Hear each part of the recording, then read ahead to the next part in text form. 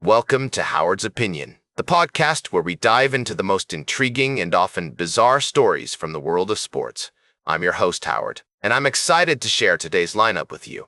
From shocking assaults on referees to outrageous player meltdowns, we've got it all covered. Let's kick off with a story that will leave you questioning the sanity of some athletes. We're talking about Eric Cantona, the former Manchester United superstar who made headlines in 1995 for his infamous kung fu kick on a fan. But that's not all. We'll also be discussing other notable incidents, including the time a Zimbabwean soccer player launched herself into a kung fu-style kick at a referee, and the incident where American football player Eric Duran charged at a referee and was subsequently removed from the playoffs. And if you thought those stories were wild, wait until you hear about the Brazilian soccer player who punched a referee in the face, or the time a fan was banned from attending games for a year after provoking an assault on a player. We'll also be exploring the story of Rufaro Makingura, the Zimbabwean soccer player who kicked a referee in the neck, and the fallout that ensued. But what really gets my blood boiling is when players take their frustrations out on the referees. I mean, we've all seen it. A bad call, a disputed penalty, and suddenly a player is in the ref's face, screaming and shouting. It's unacceptable behavior, and it's something we'll be discussing in more detail later in the show. We'll also be looking at the consequences of these actions, from fines and suspensions to arrests and even jail time.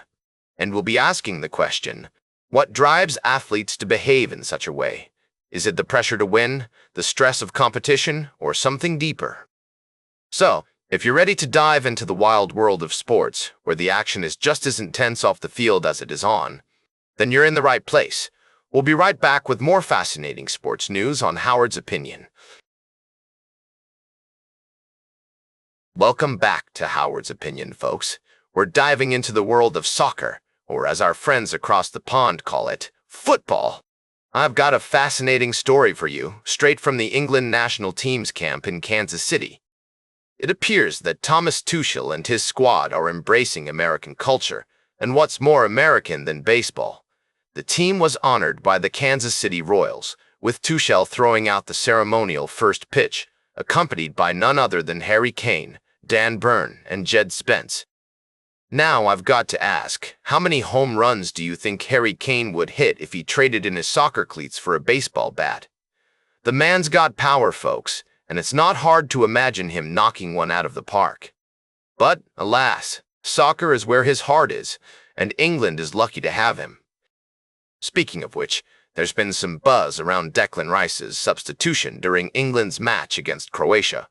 Tuchel explained that the decision was made due to concerns over Rice's condition rather than his performance on the pitch. As he said, normally the first would never take Declan out, but I didn't want to take any risk.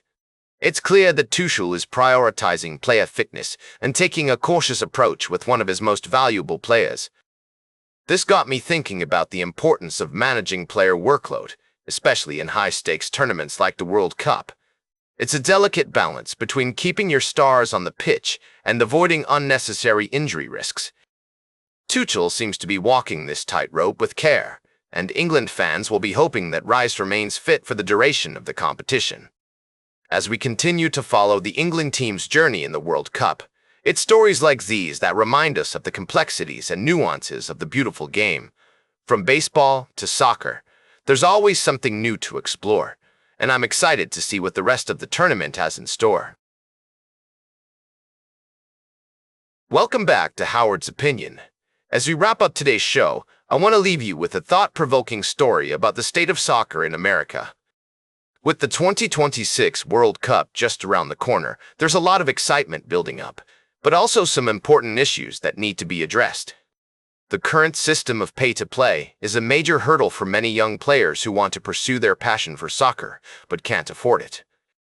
It's a complex issue, and one that U.S. Soccer and FIFA are working to address through initiatives like the Innovate to Grow program. This program, funded by FIFA Forward, aims to make soccer more accessible to all, regardless of financial background. And it's not just about providing funding. It's also about creating pathways for players to develop their skills and move up the ranks.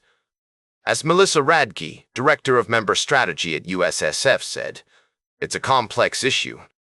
It's not going to be a one-size-fits-all solution for everyone. But with efforts like these, there's hope that the future of soccer in America can be brighter and more inclusive." The story of Haiti's World Cup qualification is a great example of how FIFA Forward funds can make a real difference. Despite the country's difficulties, the program helped provide security and assistance with development, enabling the team to compete on the world stage. And it's not just about the teams, it's also about the individual players who are given opportunities they might not have had otherwise.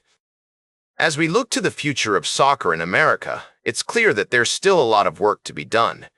But with the 2026 World Cup coming up, there's a chance for the sport to capitalize on the inspiration and excitement it brings.